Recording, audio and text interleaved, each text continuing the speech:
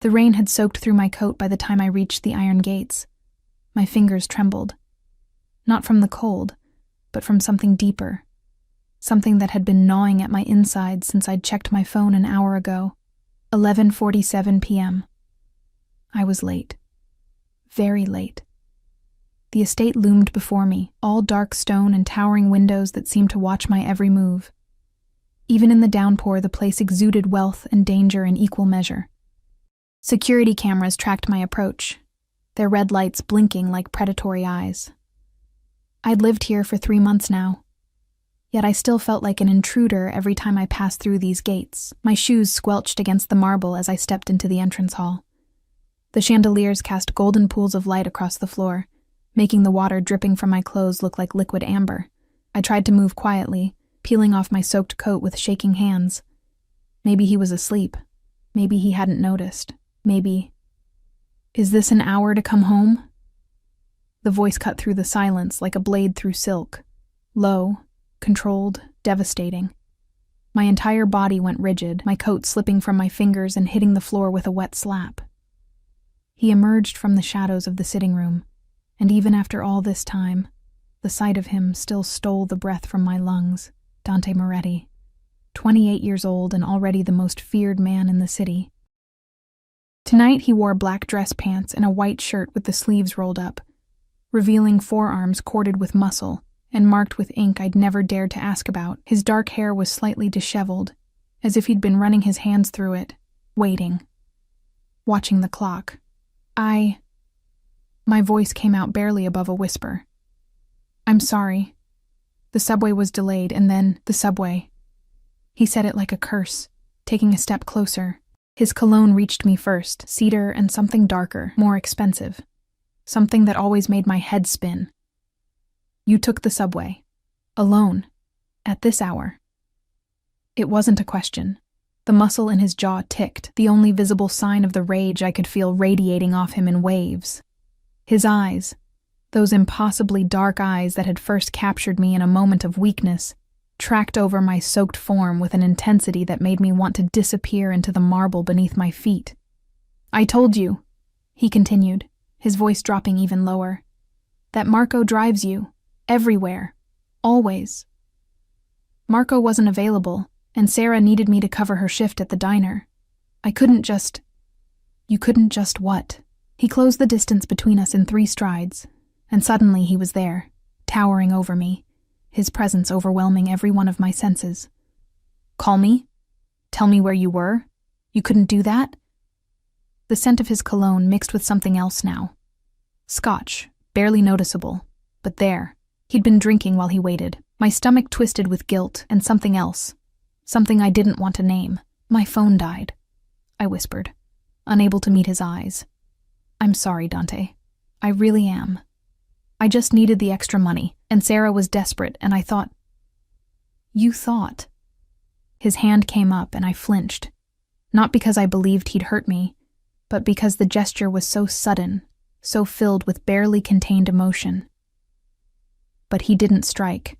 Instead, his fingers curved around my jaw, tilting my face up to his with a gentleness that contradicted the fury burning in his gaze. You thought you could just disappear for hours without a word?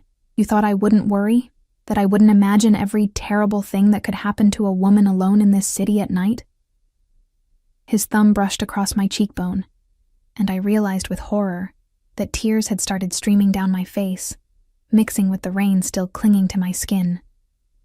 You don't understand, I managed, my voice breaking. I'm not used to checking in with someone. I've been taking care of myself since I was 16, Dante. I can't just... You're not alone anymore, Arya. The words came out rough, almost pained. When are you going to accept that? 3 months ago, I'd been invisible. Just another waitress in a city full of them, serving overpriced coffee to people who never bothered to learn my name. I'd been drowning in student debt, living in a shoebox apartment with 2 roommates, eating ramen for dinner more nights than not. I'd been nobody. Then he walked into the cafe. I remembered every detail of that moment, the way conversation had died when he entered, followed by 2 men in dark suits who positioned themselves by the door and windows.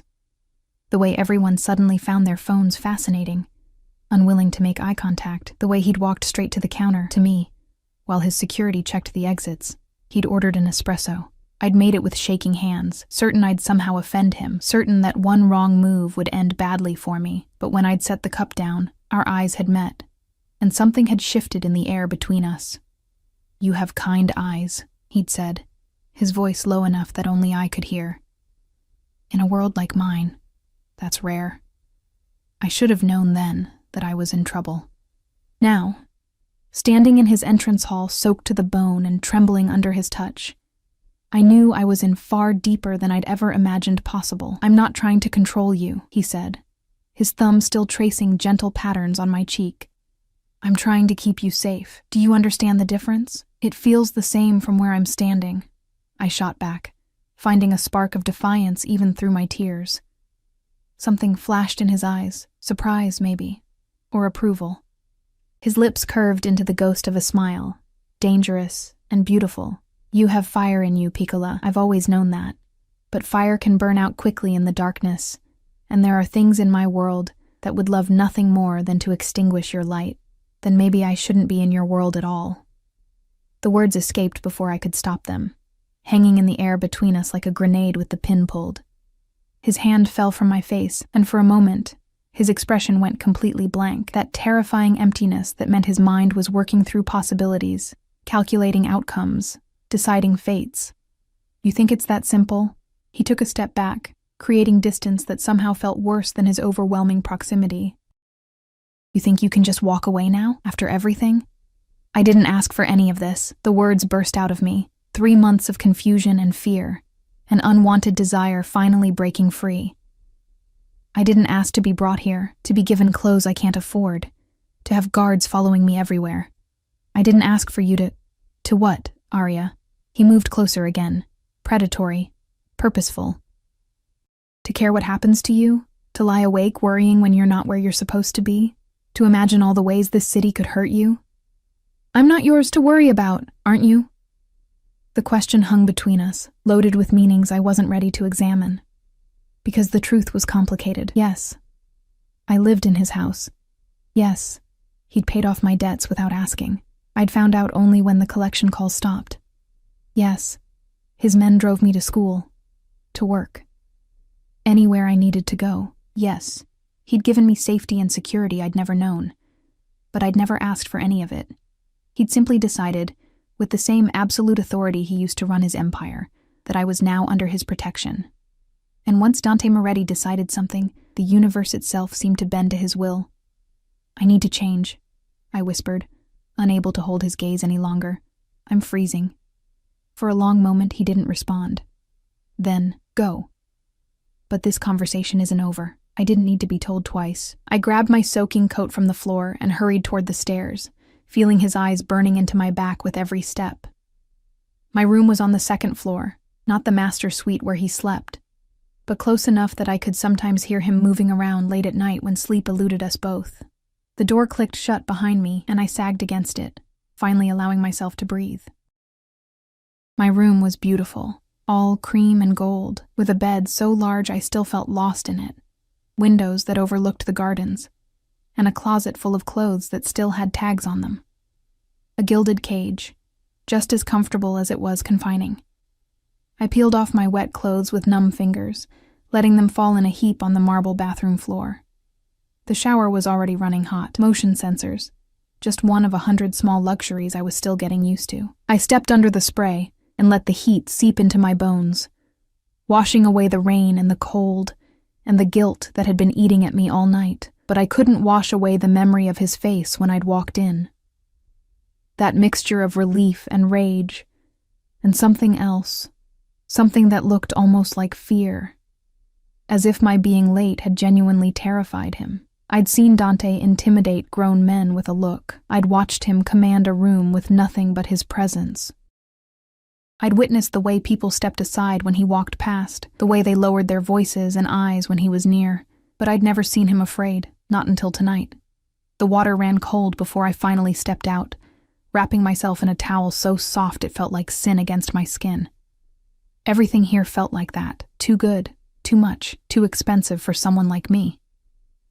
I pulled on the silk pajamas I'd found in my dresser last week, probably placed there by Maria, the housekeeper who moved through the house like a ghost, anticipating needs before they were spoken. A soft knock on my door made my heart lurch. Arya. His voice came through the wood, calmer now, but no less intense. May I come in? I should have said no. I should have told him I was tired, that we could talk in the morning. But instead, I found myself walking to the door and opening it. He stood in the hallway, still in the same clothes, but he'd rolled his sleeves down now and fastened the buttons at his wrists. In his hands, he held a mug that steamed gently, filling the air with the scent of honey and lemon. Hot tea, he said simply. You'll catch cold otherwise. The gesture was so unexpected, so domestic, that for a moment I could only stare. This man who commanded an empire, who had blood on his hands and darkness in his past, stood in my doorway offering me tea like a concerned, what? Friend? Guardian? Something far more complicated than either? Thank you, I whispered, taking the mug. Our fingers brushed in the exchange, and electricity sparked up my arm. He lingered in the doorway, and I realized with a start that he was waiting, actually waiting, for permission to enter. As if this was my space, my sanctuary, even though he owned every inch of this house, and probably half the city beyond it. You can come in, I heard myself say, stepping back. He entered slowly, closing the door behind him with a quiet click that seemed far too final. The room suddenly felt smaller with him in it, the air charged with tension I couldn't quite name. I frightened you earlier, he said, standing by the window, his back to me. That wasn't my intention. You were angry. I was terrified. He turned to face me, and the raw honesty in his expression stole my breath. When you weren't here by 10, I called Marco. He said you'd told him you didn't need a ride. By 11, I'd called the diner, but Sarah said you'd left an hour ago. Do you understand what went through my mind during that time, Arya? The scenarios I imagined? I set the tea down on my nightstand with shaking hands. I'm not used to someone tracking my every move. It's not tracking. It's caring. He moved closer, each step deliberate. There are people in this city who would hurt you just to get to me, people who wouldn't hesitate to use you as a message, a warning. Your independence, your need to handle things alone. It's admirable, Piccola, but it's also dangerous, especially now. Why especially now? His jaw tightened. Because 3 days ago, someone very stupid tried to move against me. They failed, but they're desperate now. Desperate men do desperate things, and they always go after what matters most. The implication hung heavy in the air between us. I don't matter to you, I whispered. But even as I said it, I knew it was a lie. He closed the remaining distance between us in 2 strides, his hands coming up to frame my face with a gentleness that contradicted his intensity. You matter more than you should, he said, his voice rough. More than is wise, more than is safe for either of us. But here we are. My heart hammered against my ribs. Dante, when you weren't here tonight, when I couldn't reach you, couldn't find you. His thumb traced my lower lip, and I felt the tremor in his hand. I've faced bullets without flinching, Arya. I've stared down men twice my size without blinking, but the thought of something happening to you? That terrifies me. I should have pushed him away, should have reminded him that this, whatever this was, couldn't happen. He was dangerous, connected to things I didn't want to understand. His world was violence and shadows, and I'd worked too hard to build a life in the light. But God help me, I leaned into his touch instead. This is insane, I breathed. Yes, he agreed, his forehead coming to rest against mine. Completely insane. We barely know each other. I know that you take your coffee with too much sugar and not enough cream. I know you bite your lip when you're nervous and that you read romance novels when you think no one's watching. I know you sing quietly to yourself when you cook, and that you're kind to everyone you meet, even when they don't deserve it. I know your dreams, Arya, because you talk in your sleep sometimes, and the walls in this house aren't as thick as you think. Heat flooded my cheeks. You've been listening to me sleep? I've been trying not to, he said. and there was dark humor in his voice now. But you're right down the hall, and some nights I can't help myself. That's creepy. I know. His lips curved into a half smile that did dangerous things to my pulse. Add it to the list of reasons you should run from me. Maybe I should. But you won't. He was right. God help me. He was right. Because somewhere between that first espresso and this moment, I'd stopped seeing the dangerous Mafia boss everyone else feared. I'd started seeing the man beneath, the one who brought me tea when I was cold, who worried when I was late, who looked at me like I was something precious in a world built on cruelty. A sharp knock on the door shattered the moment. Dante's entire demeanor changed in an instant. The vulnerability vanished, replaced by cold calculation. His hand moved to the small of his back, to a gun I suddenly realized he'd been carrying this entire time. Boss. A gruff voice came through the door. We have a situation. Dante's eyes met mine, and I saw the apology there before he spoke. Stay here. Lock the door behind me. Don't open it for anyone but me or Marco. Understand? Fear crystallized in my chest. What's happening? Just a precaution. But his tone said otherwise. He moved to the door, paused with his hand on the knob, and looked back at me one more time. Promise me you'll stay here, I promise. He nodded once, then slipped out into the hallway. I heard his voice, low and commanding, speaking in rapid Italian to whoever had interrupted us, then footsteps, moving quickly down the hall and toward the stairs. I locked the door with shaking hands, my earlier exhaustion forgotten. Through my window, I could see lights coming on across the grounds. Security personnel moving into position. Cars starting in the garage. Something was wrong. Very wrong. And as I stood there in my silk pajamas, in my beautiful borrowed room, in this dangerous man's house, I realized with crystal clarity that my simple life, my invisible life, was gone forever. I'd walked through Dante Moretti's door 3 months ago to deliver an espresso. Now I couldn't find my way back out. Sleep never came. I spent the hours until dawn curled in the window seat, watching the grounds below transform from a peaceful estate into something resembling a military operation. Black SUVs arrived in silence, disgorging men in dark suits who moved with lethal precision. They positioned themselves at every entrance, every corner, every vulnerable point in the property's defenses. The security that had always seemed excessive now appeared barely adequate. The tea Dante had brought me sat cold and untouched on the nightstand, a reminder of the moment before everything shifted, before that knock on the door had pulled him away and left me alone with my racing thoughts and the terrible realization that I was now part of something far bigger and more dangerous than I'd allowed myself to believe.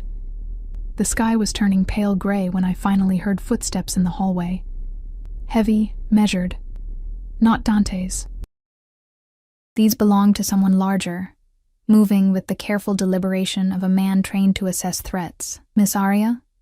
The voice was familiar. Marco, Dante's head of security. A mountain of a man with kind eyes that didn't match his intimidating frame. Mr. Moretti requests your presence in his office. Requests. As if I had a choice.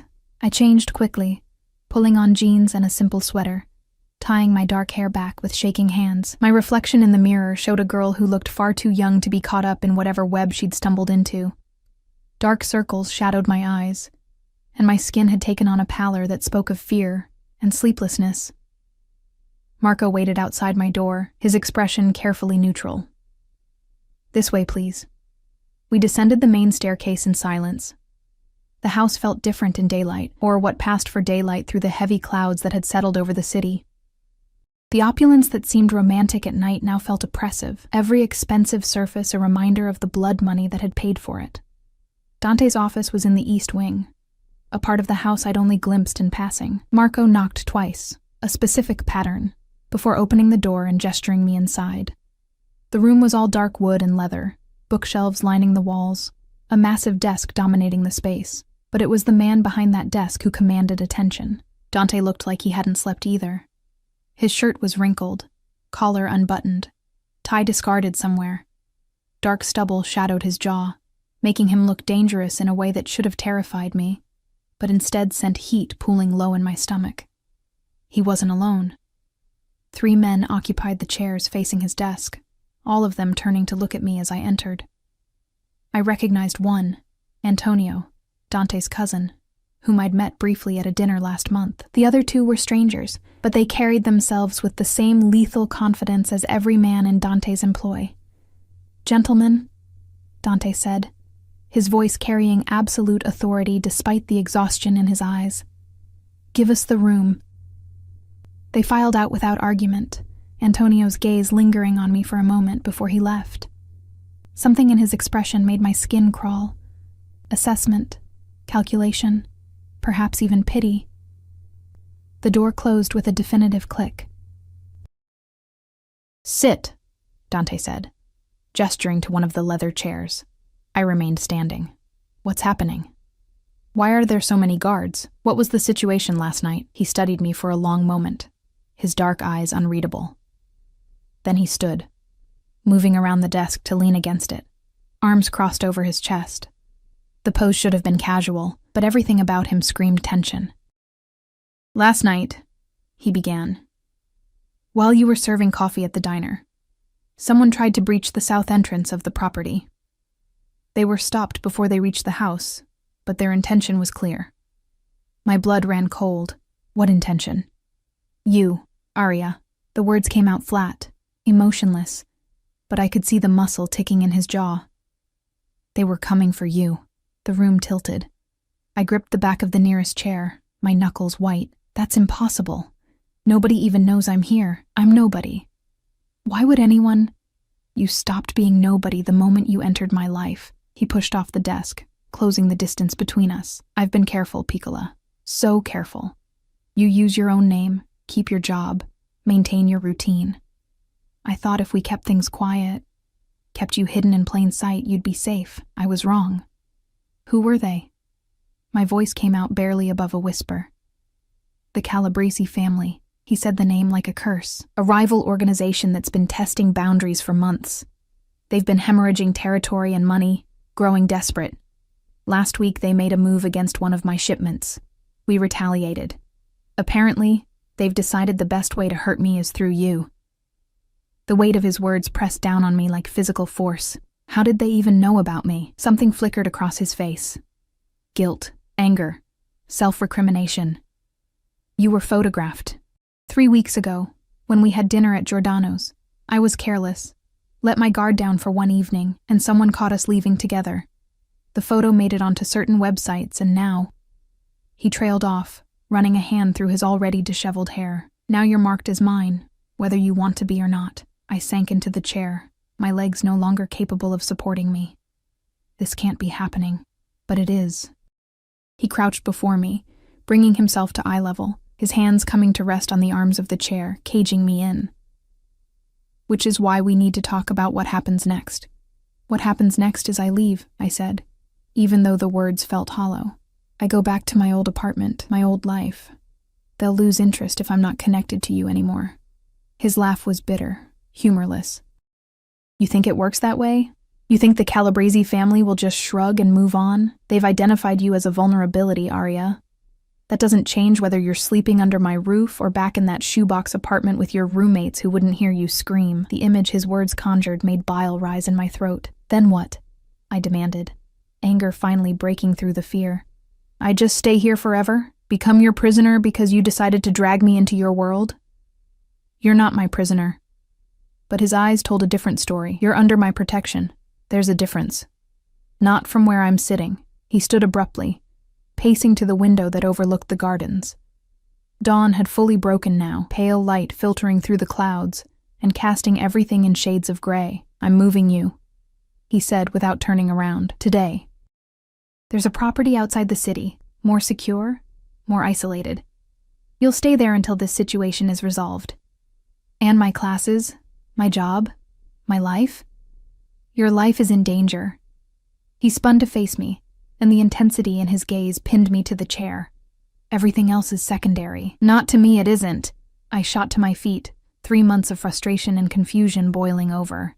"You don't get to just decide these things for me, Dante. I have a scholarship to protect, exams in 2 weeks, Responsibilities. You have a target on your back. His voice rose for the first time, echoing off the wood-paneled walls. Do you understand what these people are capable of? What they'd do to you to send me a message? Then maybe you should have thought about that before you decided I was worth saving. The words hung between us, sharp and accusatory. His expression shuddered, becoming that blank mask I'd seen last night. The one that meant I'd struck a nerve. You're right, he said quietly. I should have walked away that day in the cafe. Should have had my espresso and left you to your invisible life. It would have been kinder. He moved toward me slowly, deliberately, until we were close enough that I could feel the heat radiating off his body. But I'm not a kind man, Arya. I'm selfish and possessive, and the moment I looked into your eyes, I knew I'd never be able to walk away.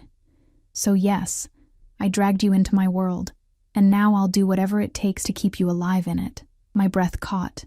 Even if I don't want this, tell me you don't. His hand came up to cup my cheek, thumb tracing the dark circle beneath my eye. Tell me you didn't feel what I felt last night before Marco interrupted us.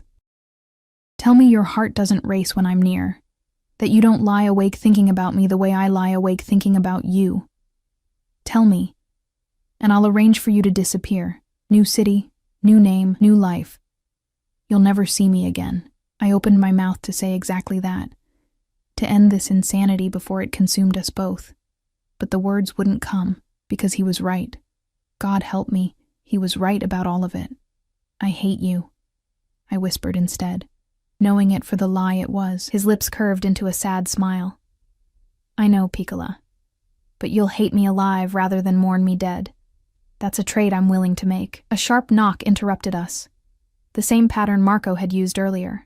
Come, Dante called, not taking his eyes off me. The door opened to reveal Marco, his expression grim. Boss, we have a problem. Your uncle is here. He's demanding to see you, and he's brought half his crew with him. Dante's entire body went rigid. Stefano, here, now? Says it can't wait. I'd never heard Dante mention his uncle, but the way his jaw clenched at the name told me everything I needed to know. This wasn't a friendly family visit. Take Arya to the blue room, Dante ordered. Keep her there until I come for her. No one gets near her. No one. Understood. Marco gestured to me. Miss? I'm not going anywhere until you tell me what's happening, I said, surprising myself with the firmness in my voice. Dante's eyes flashed, surprise, irritation, and something that might have been respect. My uncle is complicated. He has certain ideas about how things should be run, and my relationship with you violates several of his principles. I need to handle this delicately, which means you need to not be in the same room when we have this conversation. Why? What principles? The kind that say attachments are weaknesses to be exploited. He moved to his desk, unlocking a drawer and removing a handgun that looked deadly and businesslike. He checked the magazine with practiced efficiency before tucking it into the holster at his back. The kind that say a boss who falls in love becomes vulnerable, soft. The kind that would see you as a liability that needs to be eliminated.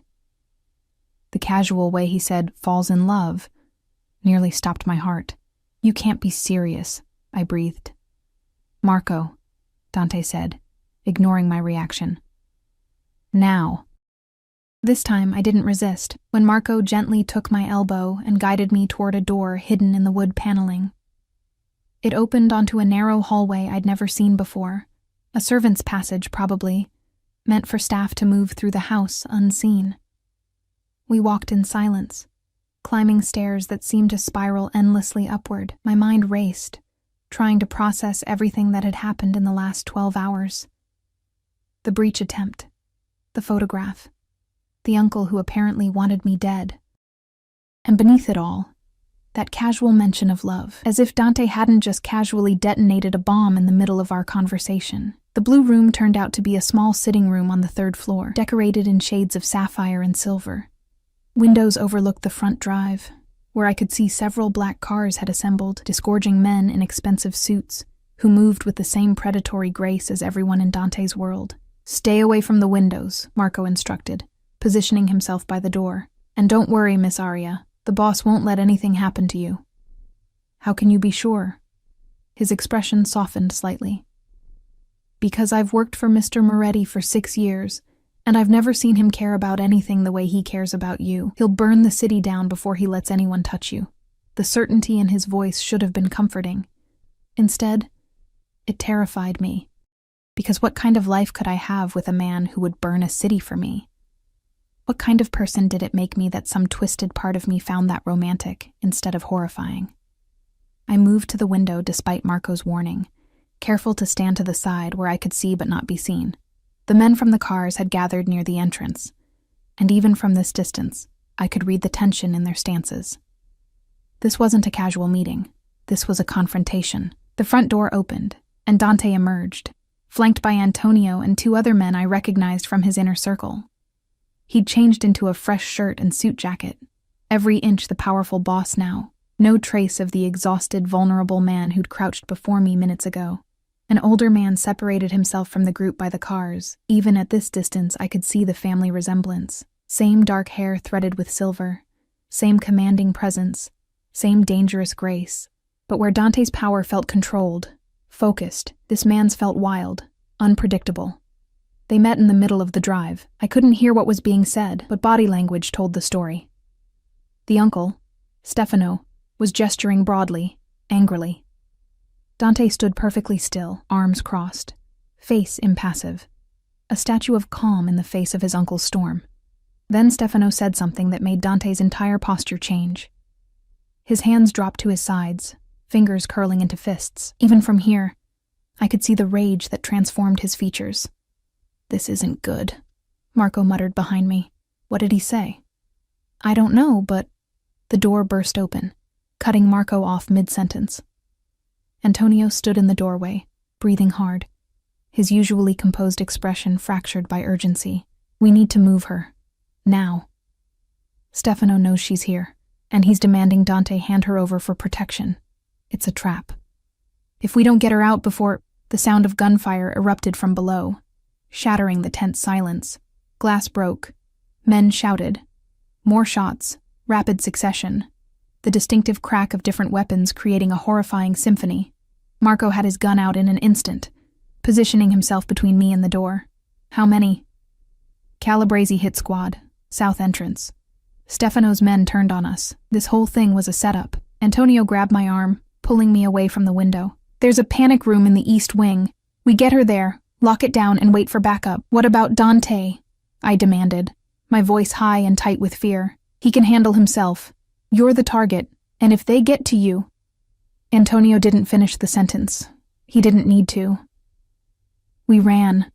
The elegant hallways became a maze of terror, the sounds of violence echoing through the house. More gunfire, closer now. Breaking glass, shouting in Italian, English, languages I didn't recognize. The beautiful prison I'd been living in had transformed into a war zone. Marco led, gun raised, checking corners with professional efficiency. Antonio stayed close behind me, his hand gripping my arm hard enough to bruise. We descended a back staircase I'd never seen, emerged into a hallway lined with portraits of stern-faced men who'd built this empire on blood and violence. A man appeared at the end of the hallway, not one of Dante's.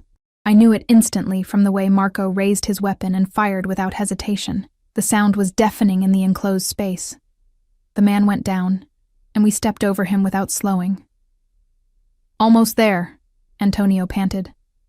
"Next hallway, third door on the..." An explosion rocked the house. The floor beneath us buckled. I fell, my knees hitting marble hard enough to send pain shooting up my legs. Debris rained down from the ceiling, and somewhere in the distance, an alarm began to wail. Marco hauled me to my feet. Blood ran down his face from a cut above his eye. But his grip was steady, his expression focused. "Keep moving!" We burst through a door into what looked like a study. Antonio slammed it behind us, throwing the lock, though we all knew it wouldn't hold for long. He ran to a bookshelf, pressing something that made it swing open like a door, revealing a steel chamber beyond. The panic room. "Get in," Marco ordered, practically throwing me inside. The space was small, maybe 10 by 10, lined with monitors showing various angles of the property. On the screens, I could see the full scope of the assault. At least 20 men swarming the grounds, some in suits I recognized as Stefano's, others in tactical gear that marked them as professional soldiers. And there, in the center of it all, was Dante. Fighting like a man possessed, his movements precise and lethal. Bodies fell around him, but more kept coming. "We need to help him," I said, pressing my hands against the monitors as if I could reach through them. "We need to keep you safe," Antonio corrected. "That's what he'd want." "I don't care what he wants." Marco's hand closed around my shoulder, gentle but firm. "Miss Aria, if you go out there, if they get their hands on you, everything Dante is fighting for becomes meaningless. Every man who dies today dies for nothing. You understand?" I understood. I hated it, but I understood. The steel door began to close, sealing us in. Through the narrowing gap, I could see Antonio taking up a position in the study, checking his weapon, preparing to be the last line of defense. "Antonio," I called out, "don't die for me, please." He looked back, and for the first time since I'd met him, he smiled. "We all die for something, Miss Aria. Better it be for someone worth it." The door sealed with a hiss of hydraulics, cutting off the sounds of battle. The monitors showed everything in terrible silence, the violence reduced to flickering images on screens. Marco moved to a control panel, typing rapidly. "Backup's 15 minutes out. We just need to hold until then. 15 minutes. An eternity when death danced outside our metal cage. On the screens I watched Dante fight his way toward the house, toward us. Blood stained his white shirt, but he moved without hesitation, without mercy. This was the man everyone feared. The monster hiding behind beautiful eyes and gentle touches. This was the man who'd burn the city down for me. And as I stood in that panic room, watching him fight for my life, I finally understood the truth I'd been running from since that first espresso. I was already his, whether I wanted to be or not. My heart had made its choice the moment he'd looked at me with kind eyes in a cruel world. Now all I could do was pray we both lived long enough for it to matter. The minutes crawled by like hours. On the screens, I watched the battle rage through Dante's estate with a detached horror that felt surreal, as if I were watching a movie rather than real people bleeding and dying on my behalf. Marco stood rigid by the control panel, his jaw clenched so tight I could see the muscle jumping beneath his skin. His gun remained trained on the sealed door, ready for the moment someone breached our sanctuary. Blood still dripped from the cut above his eye, but he didn't seem to notice. "There," I breathed, pointing at one of the monitors. Dante had made it inside the house, 3 of his men flanking him. They moved through the corridors with lethal efficiency, clearing rooms, neutralizing threats. But the numbers were against them. For every attacker they dropped, 2 more seemed to appear. "He's heading toward the study," Marco observed, his voice carefully neutral, "trying to reach us. That's good, right?" He didn't answer, which was answer enough. On another screen, I could see Stefano near the front entrance, directing his men like a general commanding troops. He wasn't fighting. Men like him never did their own dirty work. But his presence orchestrated the chaos, turned it from random violence into calculated assault. A new group of vehicles tore through the gates. For a moment, hope flared in my chest. Backup arriving early, but Marco's curse extinguished it instantly. "More Calabrese," he spat. "They're committing everything to this." "Why?" The question burst out of me, desperate and confused. Why am I worth all this? I'm nobody, just a girl who served coffee. Why would they risk war for me? Marco's eyes met mine, and I saw pity there mixed with grim understanding. Because you're not nobody to him, and in our world, that makes you the most valuable target imaginable. Kill you. And they break Dante Moretti, break the boss, and his empire crumbles. The words settled over me like a shroud. My existence had become a weapon pointed at the man who'd tried to protect me. On the screen showing the study, Antonio had taken cover behind Dante's massive desk, trading fire with 2 men who'd breached the room. I watched, paralyzed, as he took a hit to the shoulder. He stumbled but kept fighting, kept protecting the door that separated them from us. "He's hurt," I whispered. "He's doing his job. His job is dying for me. His job is loyalty." Marco's tone brooked no argument. "Same as mine. Same as every man out there bleeding for the boss. We chose this life, Miss Aria. We knew the price. but I hadn't chosen it. That was the terrible truth crushing my chest. I just wanted to serve an espresso and earn enough tips to pay my rent. I'd never asked for any of this, the luxury, the danger, the impossible man who looked at me like I was salvation and damnation wrapped in one fragile package. Movement on the central monitor caught my attention. Dante had reached the study, kicking the door open and dropping one of Antonio's attackers with a single shot. The second man turned, but Antonio took him down despite his wounded shoulder. The two of them exchanged words I couldn't hear. Then Dante was at the bookshelf, his hands moving over the hidden mechanism. "He's coming," Marco said unnecessarily. The steel door began to open with agonizing slowness. Every second felt like tempting fate, giving the enemy time to close in, to stop us from reuniting. But then the gap was wide enough, and Dante was there, alive and furious and beautiful in his violence. Our eyes met across the threshold, and something in my chest cracked open. He was covered in blood, some his, most not. His shirt torn, a cut across his cheekbone that would scar, but his eyes burned with an intensity that made my knees weak. "Are you hurt?" His hands were on me before I could answer, running over my arms, my face, checking for injuries with a desperation that belied his controlled exterior. "I'm fine.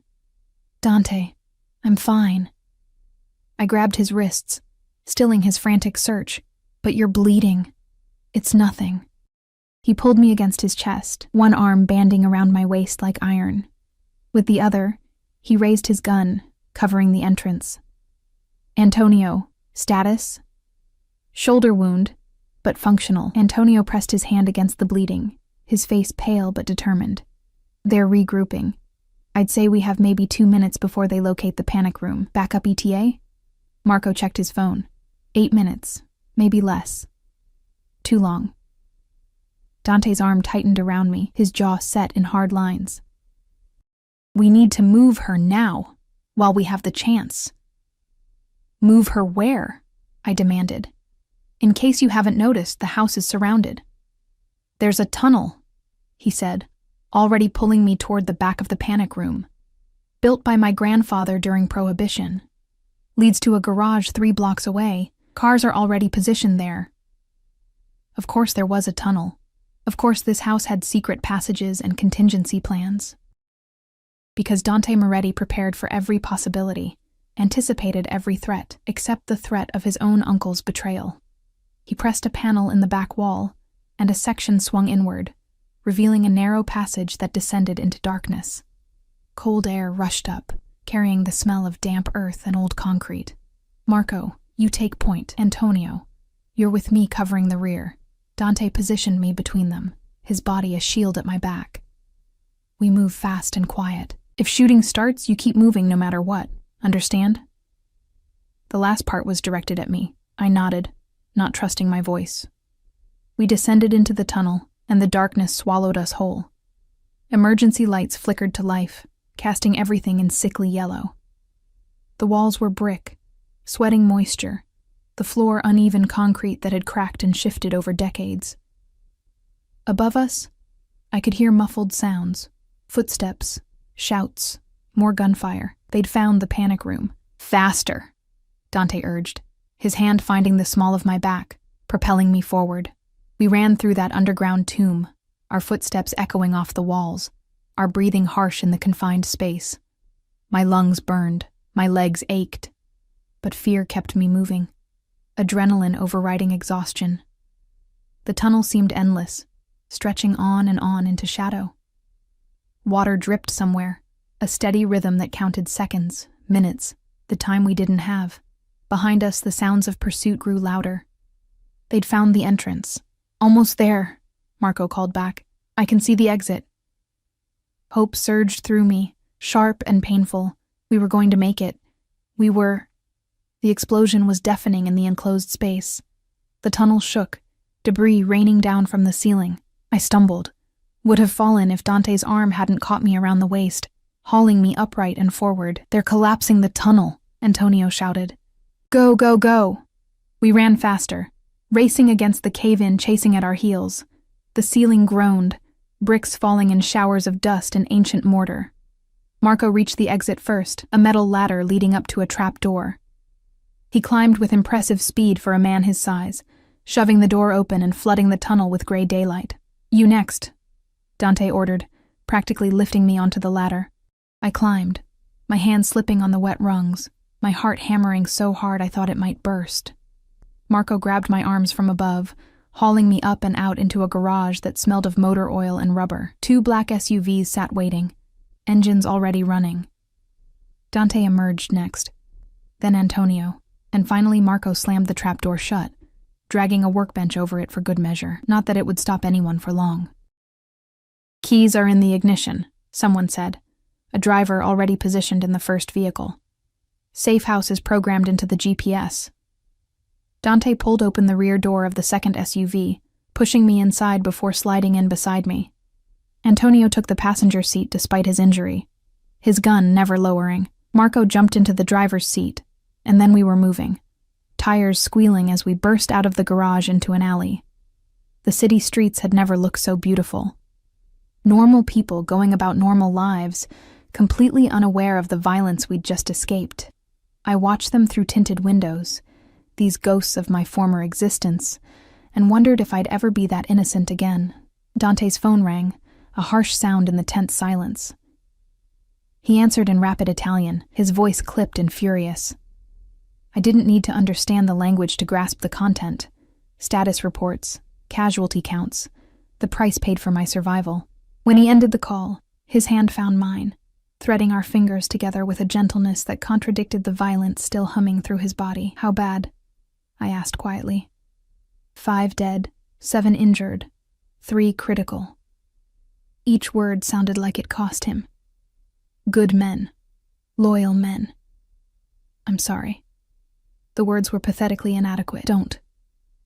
His grip tightened. "Don't apologize for being alive. But they died because... they died doing their job, protecting what's mine." He turned to face me, and the possessiveness in his expression stole my breath. "You are mine, Arya, whether you've accepted it yet or not. Mine to protect, mine to keep safe, mine to..." He cut himself off, jaw clenching. "Yours to what?" "Mine to love," he finished, so quietly I almost missed it. "Even though I have no right to. Even though it puts you in danger. Even though every logical part of me knows I should let you go." My heart stumbled. "Dante, the safe house is secure," he continued as if I hadn't spoken, as if he hadn't just casually admitted to loving me in the back of a speeding SUV while running for our lives. "Remote, defended, off the grid.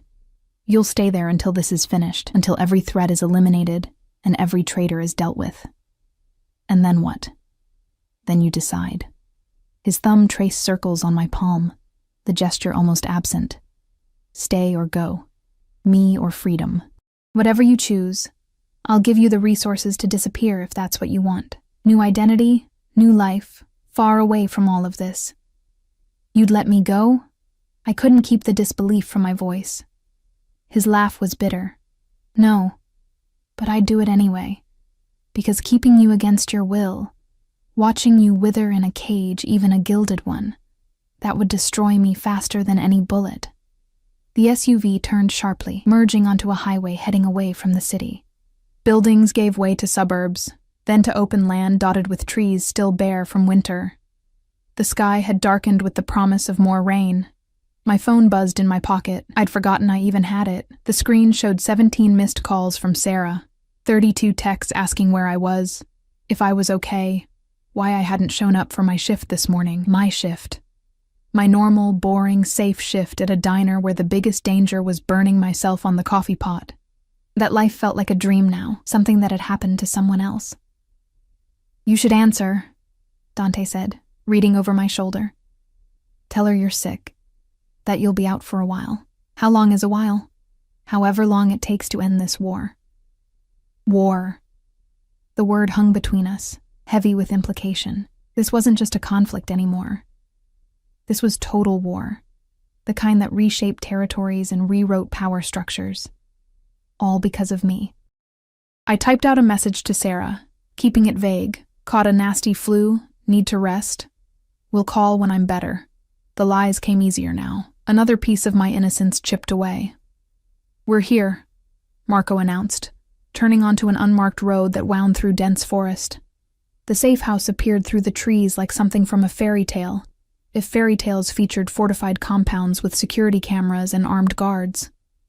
It was beautiful in a stark way, all stone and glass tucked into the hillside, designed to blend with the landscape while remaining defensible. Men emerged as we pulled up, their weapons visible but lowered. Dante's people, his army, ready to die for their boss and his, what was I to him? Girlfriend seemed too casual, prisoner too harsh, obsession perhaps, or burden. Or maybe just mine, as he'd said. His, with all the complicated weight that word carried. We filed inside, and I was struck by the contrast to his estate. Where that had been opulent and grand, this was spare and functional, comfortable but not extravagant. A place built for survival rather than display. Upstairs, second door on the left, Dante directed, his hand at the small of my back again, always touching, always anchoring me to him. Rest. Shower. Maria had clothes sent ahead for you. Of course she had. Even in crisis, even running for our lives, the machine of Dante's world kept turning. The bedroom was simple. A large bed, a dresser, windows overlooking the forest, a bathroom connected to it, already stocked with everything I might need. Evidence of preparation, of Dante thinking ahead to the possibility of this exact scenario. How long had he been planning for this? How many contingencies had he built into his life to accommodate my presence? "I'll be downstairs," he said from the doorway, already pulling out his phone to make more calls, issue more orders, coordinate the response to today's assault. "Marco's outside your door. Don't open it for anyone else. Dante." I caught his arm before he could leave. "Thank you. For getting me out. For keeping me alive." His expression softened marginally. "I told you, Piccola. I'll burn the city down before I let anything happen to you." He lifted my hand to his lips, pressing a kiss to my knuckles that felt like a promise and a threat wrapped together. "Rest. When you wake up, we'll talk about what comes next." Then he was gone, leaving me alone in this new cage, this new chapter of a life I hadn't asked for, but couldn't seem to escape. I moved to the window, watching the gray afternoon fade toward evening. Somewhere out there, Dante was planning his revenge. Somewhere, his uncle was celebrating what he thought was victory. Somewhere, the Calabrese family was learning they'd failed to kill me, which meant they'd try again. And somewhere deep inside me, beneath the fear and confusion and anger, a terrible truth was taking root. I didn't want to leave.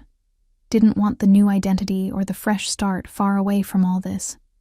I wanted the impossible man who'd brought me tea and called me his. The dangerous man who looked at me like I was worth burning cities for. I wanted Dante Moretti. Consequences be damned. I didn't sleep. How could I, knowing that men had died today because of me? Instead, I stood at the window watching darkness claim the forest, transforming the trees into shadowy sentinels standing guard over this latest prison. The shower had washed away the dust and fear from the tunnel, but nothing could cleanse the images burned into my mind. Antonio's blood. The bodies in the hallway. Dante's face as he'd pulled me against him. That mixture of relief and rage and something deeper. Something that terrified me more than any gun. Maria had indeed sent clothes. The entire wardrobe, actually. Hanging in the closet as if I'd be here for months rather than days. The thought made my chest tighten. How long could this last? How long before someone else died for the crime of standing between me and Dante's enemies? A soft knock interrupted my spiraling thoughts. "Aria?"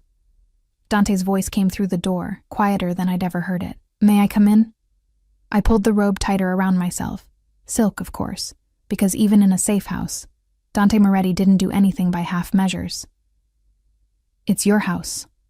The door opened and he slipped inside, closing it softly behind him.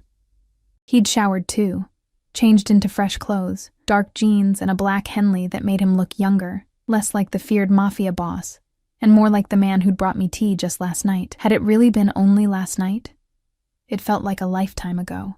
The cut on his cheekbone had been cleaned and bandaged. Other injuries peeked out from beneath his sleeves, bruises forming, scratches from debris. Evidence of how close we'd both come to dying today. "You should be resting," he said, moving to stand beside me at the window. So should you. I can't. Not until I know you're safe. His reflection in the glass looked haunted, exhausted in a way that went beyond physical tiredness.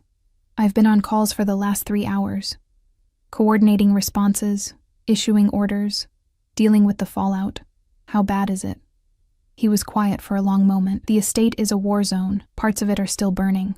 The study where we were, the panic room, both breached after we left. If we'd stayed even 2 minutes longer. He trailed off, the implication hanging heavy between us. And your uncle? Gone. Vanished like smoke the moment the shooting started.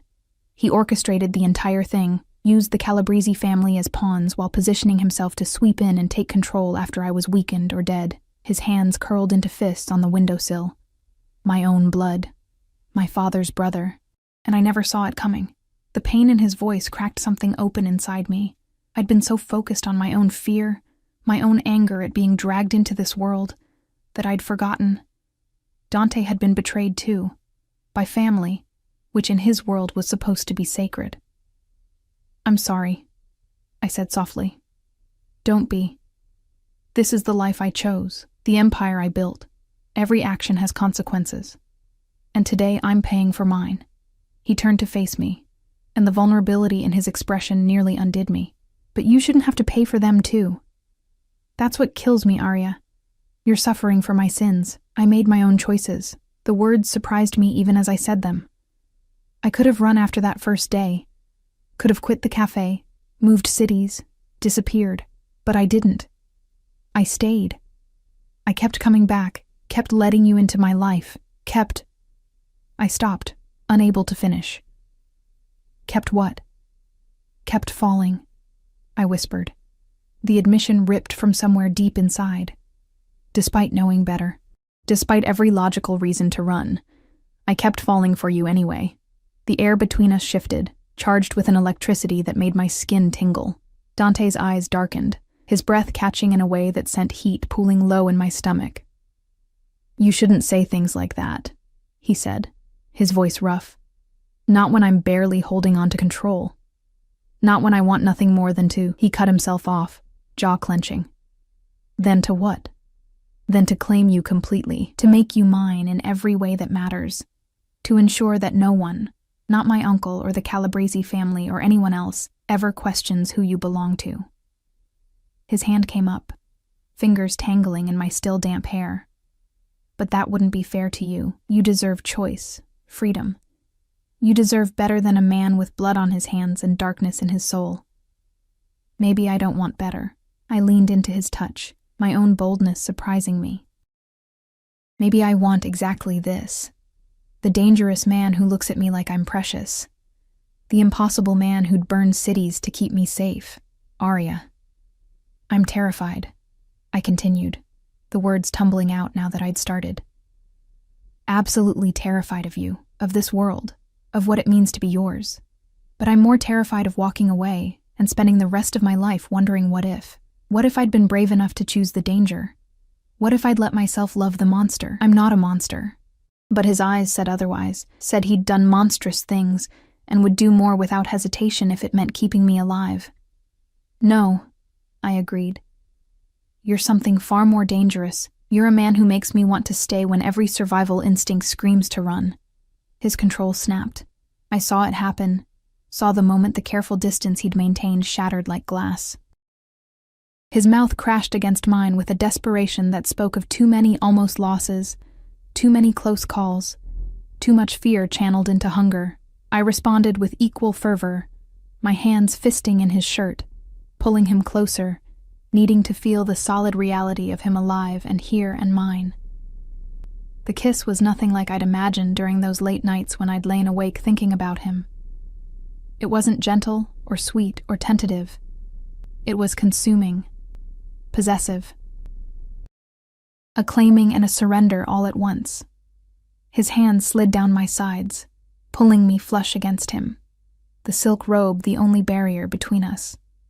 I could feel the heat of his skin through the thin fabric, the rapid beating of his heart matching my own frantic rhythm. Tell me to stop, he breathed against my lips, even as his mouth moved to my jaw, my neck, finding sensitive spots that made me gasp. Tell me you don't want this and I'll walk away. I'll give you space, time, whatever you need. Don't stop. The words came out desperate, needy. Don't you dare stop, he groaned, the sound vibrating through my entire body. His hands found the belt of my robe, and he paused, giving me one last chance to refuse. Instead, I reached up and pulled his mouth back to mine, answering with action rather than words. The robe fell open. His hands, calloused and warm, traced the curves he'd only looked at before, mapping my body with a reverence that made tears spring to my eyes. This wasn't just desire, this was worship, devotion, the physical manifestation of every unspoken emotion that had built between us over 3 months. We moved to the bed, a tangle of limbs and desperation and need that transcended the physical. When he finally made me his, completely, irrevocably, it felt like crossing a threshold from which there was no return, like sealing a pact written in pleasure and pain, and promises neither of us dared speak aloud. Afterward, we lay tangled together, my head on his chest, his fingers tracing idle patterns on my bare shoulder. The room had grown dark, only the faint glow from the security lights outside providing illumination. I love you. The words escaped him quietly, almost hesitantly. I've loved you since that first day in the cafe when you smiled at me like I was just a man instead of a monster. I should have let you go then, should have walked away before I dragged you into this nightmare. But I'm too selfish, too possessive. The thought of anyone else touching you, looking at you, having what's mine. His arm tightened around me. I'd rather die than let you go. You won't have to. I lifted my head to meet his eyes. I'm not going anywhere. Even knowing what I am, what I've done, I don't need to know the details to understand the reality. You're dangerous, violent, part of a world that operates by rules I don't understand. But you're also the man who brings me tea when I'm cold, who worries when I'm late, who fights like hell to keep me safe. I choose you, Dante. All of you. Darkness included. He pulled me closer, his lips finding my forehead in a kiss that felt like a benediction. Then I'll spend every day of my life ensuring you never regret that choice. We stayed like that for a long time, wrapped in each other and the fragile peace we'd carved from chaos. Outside, guards patrolled. Security cameras watched. Somewhere, enemies plotted our destruction. But in that moment, none of it mattered. The phone on the nightstand shattered our sanctuary with its harsh ring. Dante tensed, reaching for it with obvious reluctance. Yes? His voice shifted instantly, becoming the cold, controlled tone of a boss receiving a report. When? How many? A pause, his expression darkening. I see. And Stefano? Another pause, longer this time. Understood. Increase security here. Double the guards. I want eyes on every approach. He ended the call and sat up, the warmth draining from his features. What is it? I asked, already knowing I wouldn't like the answer. The Calabrese family made another move. Hit 3 of my businesses simultaneously. A restaurant, a club, and a warehouse. They're escalating, trying to provoke me into a full-scale war. His jaw set in hard lines. And it's working. What does that mean? He turned to look at me, and I saw the transformation complete. The gentle lover replaced by the ruthless boss. It means I can't hide anymore, can't play defense while they pick apart everything I've built. Tomorrow, I take the fight to them. Fear crystallized in my chest. You mean you're leaving? I have to. This ends with either them destroyed or me dead. There's no middle ground, no negotiated peace. Not after today, not after they came for you. He cupped my face, his thumb tracing my cheekbone. You'll be safe here. Marco and 20 men will guard this place. I've called in reinforcements from our allies. Nothing will get through. Unless something happens to you. I grabbed his wrist, holding tight. What happens to me if you die out there, Dante? Did you think about that? Every second of every day. His expression softened marginally. If something happens to me, Marco has instructions. Money, documents, everything you need to disappear and start over. You'll be taken care of. I don't want to be taken care of. I want you alive. Then pray I'm as good as everyone says I am. He kissed me again, this time with a finality that terrified me. Get some sleep. I leave at dawn. I'm coming with you. Absolutely not. You can't stop me. Watch me. He stood, pulling on his clothes with efficient movements. You stay here where it's safe. That's not negotiable. Nothing about this is negotiable. I shot to my feet, wrapping the sheet around myself. You don't get to make love to me, tell me you love me, and then run off to get yourself killed. That's not how this works. In my world, that's exactly how it works. But I could see the conflict in his eyes. The war between keeping me close and keeping me safe. I can't do what needs to be done if I'm worried about you. I can't be ruthless and calculating if every decision is filtered through the fear of losing you. I need to know you're here, protected, waiting for me to come back. And if you don't come back, then at least I'll die, knowing you're alive. He crossed back to me, pulling me against him one more time. Promise me you'll stay here. Promise me you won't do anything stupid. I wanted to refuse, wanted to fight and argue and demand to stand by his side. But the desperation in his eyes stopped me. He needed this, needed the certainty that I was safe so he could do the terrible things necessary to ensure our survival. I promise, I whispered against his chest, but you promise me something too. Promise me you'll come back, that this isn't goodbye. I promise. His lips found mine in a kiss that tasted of desperation and determination. I'll always come back to you, Piccola, always. Then he was gone, slipping out into the hallway and closing the door behind him. I heard his footsteps receding, heard him issuing orders in that commanding tone that brooked no argument. I stood at the window again, watching as vehicles arrived throughout the night, bringing more men, more weapons, more preparation for war. Dante appeared periodically, a dark figure moving between buildings, coordinating his forces for the assault to come. This was real. This was happening. The man I loved was going to war, and there was nothing I could do but wait and pray he survived. As dawn approached, painting the sky in shades of blood and fire, I watched him prepare to leave. He stood by the lead vehicle, surrounded by his men, every inch the feared boss. But just before he climbed inside, he looked up at my window. Our eyes met across the distance, and I pressed my hand against the glass. He mirrored the gesture, his palm raised as if he could touch mine through space and barriers. Then he was gone, the convoy disappearing into the trees, taking my heart with them into battle. The hours after Dante left felt like days. I paced the bedroom until my legs ached, then collapsed on the bed only to find sleep impossible. Every sound made me jump. Was it gunfire? An explosion? News of his death? But each time, it was just the wind, or the guards changing shifts, or my own imagination torturing me with possibilities. Marco brought me breakfast that I couldn't eat. Lunch that went untouched. He didn't comment, just removed the plates with sympathetic eyes that made everything worse. Because pity meant there was something to pity, and I couldn't afford to think about what Dante might be facing. The sun was setting again, a full day since he'd left, when Marco appeared at my door with an expression I couldn't read. "Miss Aria," he said carefully, "there's news." My heart stopped. Is he alive? But there's been a development. He's requested your presence at a location downtown. I have orders to escort you there immediately. Relief and fear warred inside me. What kind of development? He didn't say. Just that you need to be there. Marco's jaw tightened, and that it can't wait. 20 minutes later, I was in the back of an armored SUV, speeding toward the city with Marco at the wheel and 4 other vehicles flanking us. The security was even tighter than usual. Every man on high alert, weapons visible. We drove past the burned remains of Dante's estate, blackened walls, shattered windows, police tape fluttering in the evening breeze. Evidence of yesterday's violence, a tombstone for the life we'd briefly shared there. The convoy turned into an industrial district I didn't recognize, all abandoned warehouses and empty lots.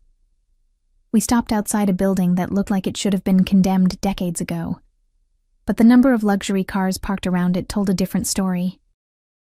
"Stay close," Marco instructed, opening my door. "Don't speak unless spoken to, and whatever you see inside, remember that this is how our world works." His warning made my stomach clench, but I nodded. He led me inside, through hallways that smelled of rust and old concrete, past men who watched with calculating eyes. The sound of voices grew louder as we approached a large room at the building's center. The space opened up before me, a former factory floor, probably, now cleared except for chairs arranged in a semicircle. And in those chairs sat men I recognized from photographs in Dante's study, the heads of other families, the power brokers of the city's underworld. And there, standing in the center like a king holding court, was Dante.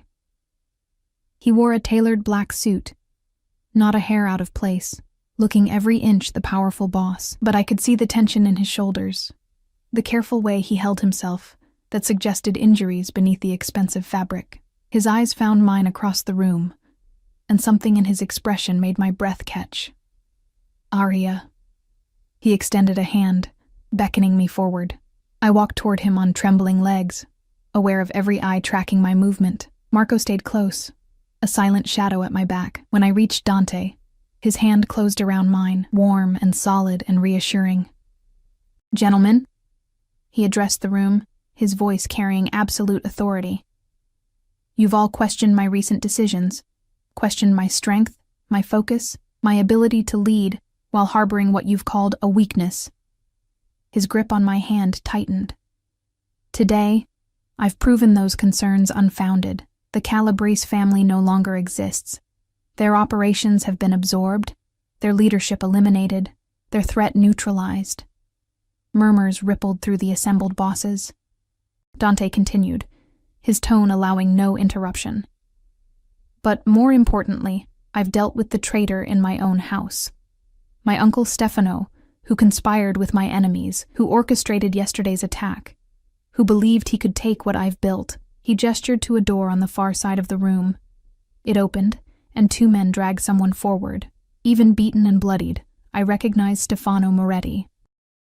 They forced him to his knees in the center of the room, his expensive suit torn and stained, his face a canvas of purple bruises and split skin. "He awaits your judgment," one of the older bosses said, his voice gravelly with age and cigarettes.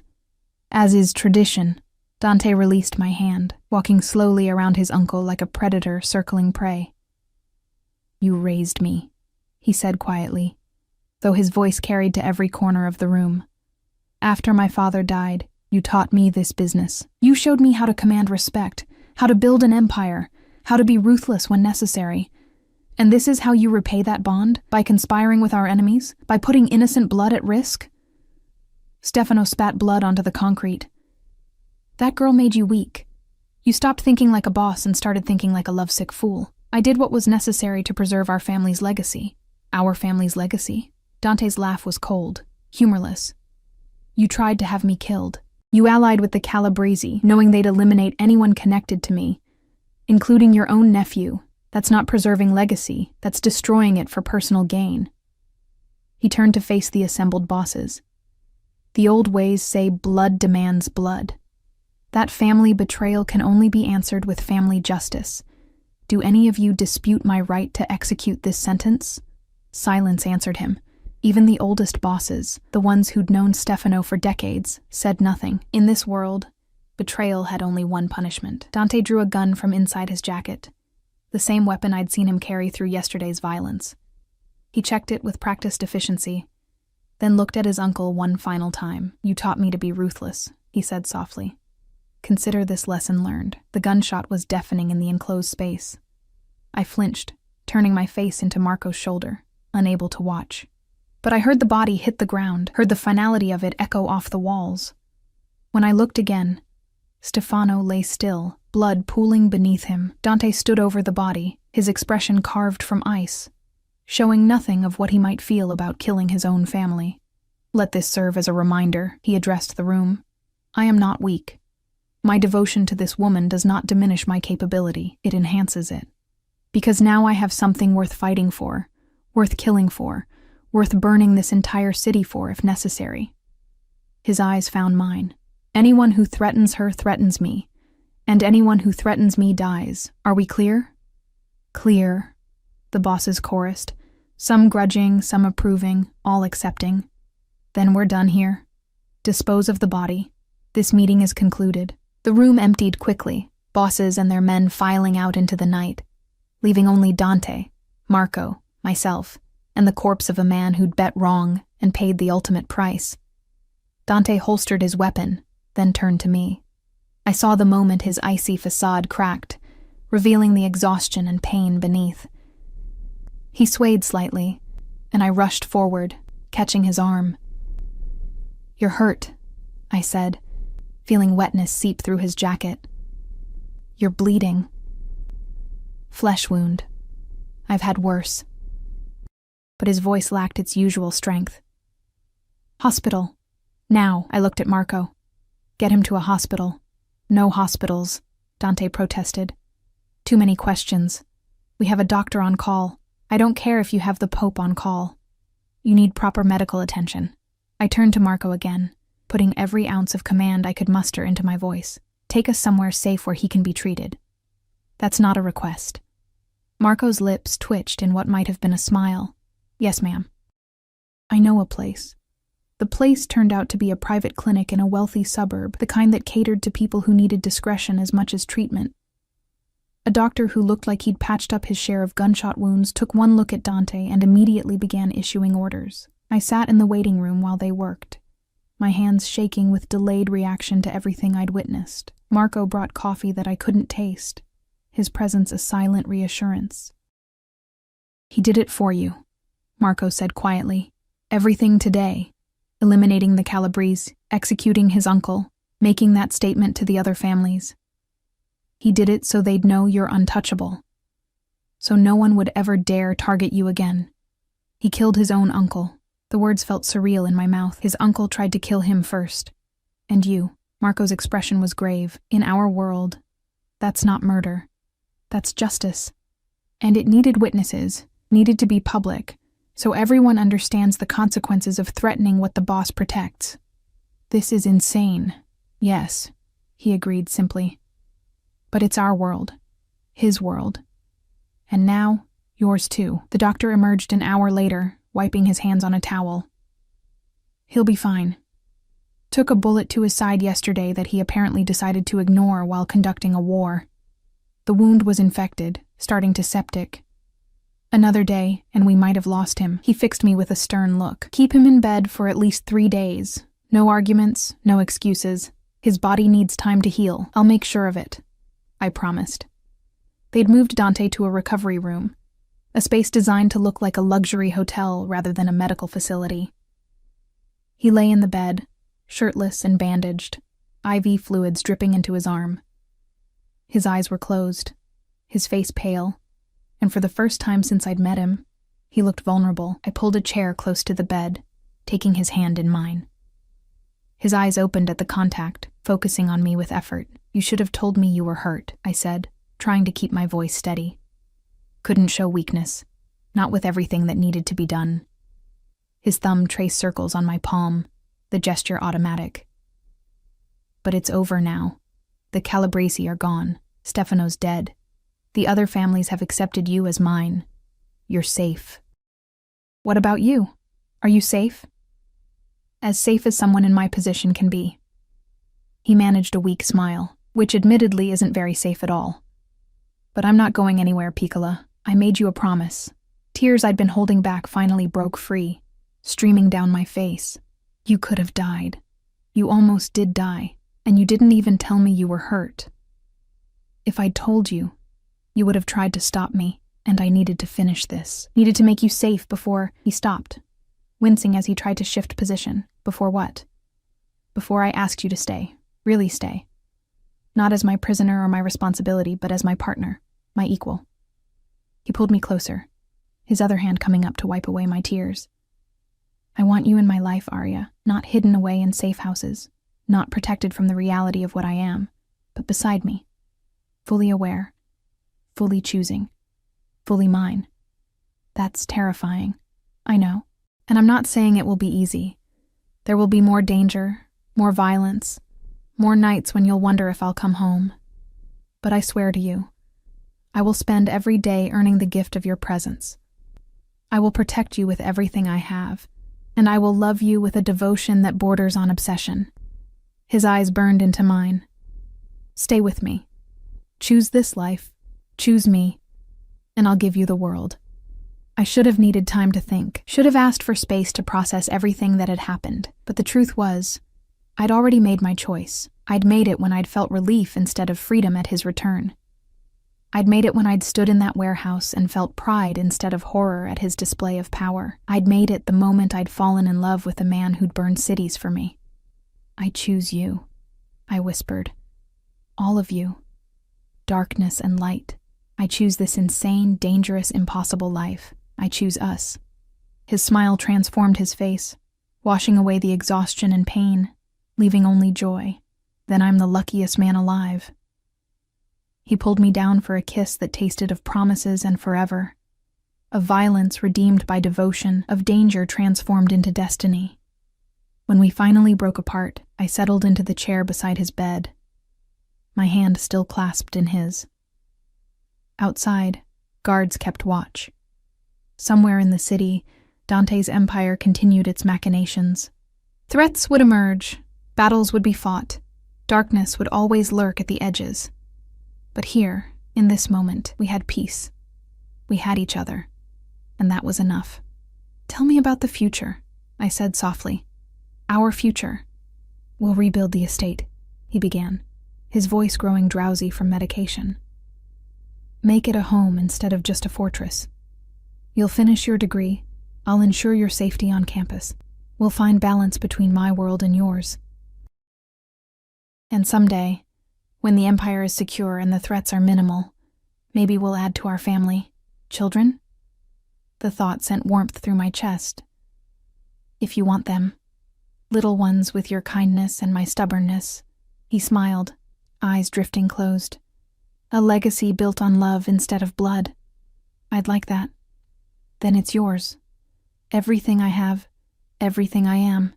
It's all yours, piccola mia." His breathing deepened, sleep finally claiming him. I watched him rest, this dangerous, devoted, impossible man who'd turned my world upside down. 3 months ago, I'd been invisible, drowning in debt and loneliness. Now I was loved by a king of shadows, protected by an army, part of an empire. It was insane, terrifying, completely illogical, and I wouldn't change a single moment of it, because some love stories aren't written in sunlight and safety. Some are forged in fire and blood, and the terrible, beautiful choice to stand beside someone despite the cost. Some require bravery that looks like madness to anyone watching from the outside, but from the inside, wrapped in Dante's love and protection, it felt like coming home.